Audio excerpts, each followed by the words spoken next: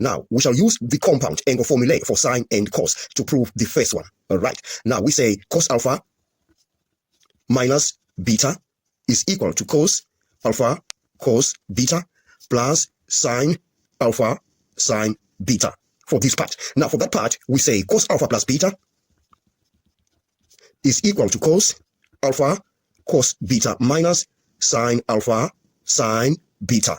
And for sine alpha plus beta, we say sine alpha plus beta is equal to sine alpha cos beta plus cos alpha sine beta.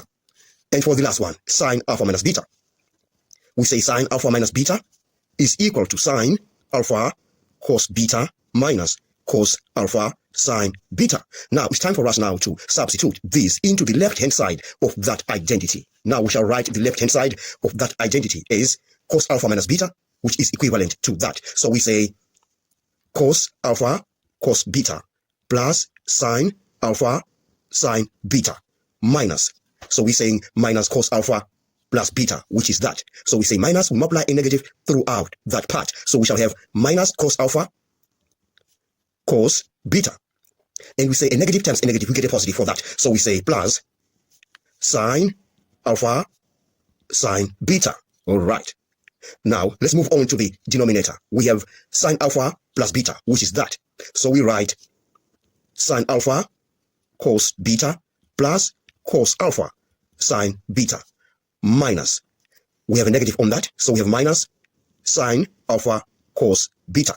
A negative times a negative, we get a positive for that. So we say plus cos alpha sine beta. All right. Now let's add things up. We are going to say cos alpha cos beta minus cos alpha cos beta. Those are like terms. So we get a 0 for that. This minus that, we get a 0. So this goes away. And we remain with sine alpha sine beta plus sine alpha sine beta. Those are like terms as well. So we have 2 sine alpha sine beta on the numerator. And that is divided by, we add this and that. Sine alpha cos beta minus sine alpha cos beta, we get a 0 for that. So these terms go away. And then we add these two like terms. Cos alpha sine beta plus cos alpha sine beta, we get 2 cos alpha sine beta. All right. Now we shall realize that these are going to cancel. Sine beta and sine beta, they divide each other to get 1. And 2 divided by 2, you get 1. So we have sine alpha divided by cos alpha. And sine alpha divided by cos alpha is equivalent to tan alpha. Then we say the right hand side is identical to the left hand side of that identity.